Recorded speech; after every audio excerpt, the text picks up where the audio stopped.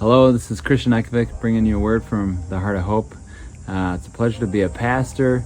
It's a pleasure to teach and preach and to open up the Word together.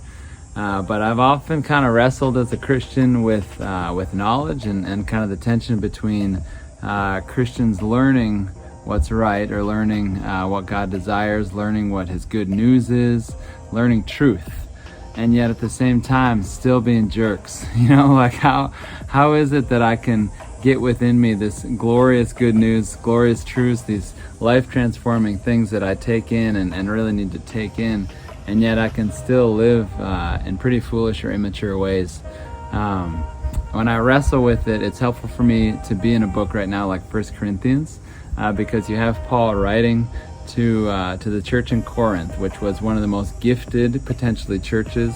Probably was significant, a large church. There was a lot going on, a lot of spiritual gifts poured out among these folks that are there, and yet one of the most immature churches that we hear about in the Bible. So go figure, the gifts are being given to this group of people who are yet very immature, and there's just a tension there. It's like, well, you'd think if you've got the right things, you got the right knowledge, the right gifts with Jesus, well, then you must be right. And not necessarily. In fact, we can be pretty awful as people if we're not dealing with what's on the inside. It's not just a truth content that we take in and agree to, but this truth is meant to really transform who we are.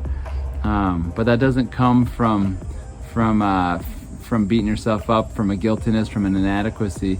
It comes from an honesty, because we are offered resources to really live and think in brand new ways. If you're looking in 1 Corinthians, as you come to the second chapter and you come to the end of it, you've heard Paul kind of unfolding these ideas that the world doesn't know wisdom, the world doesn't know God, we need this heavenly wisdom.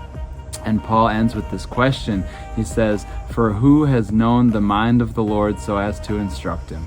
Who are any of us in a position to be able to speak to Him about what He knows, or to instruct Him, to raise ourselves up above Him? We are in this dependent position.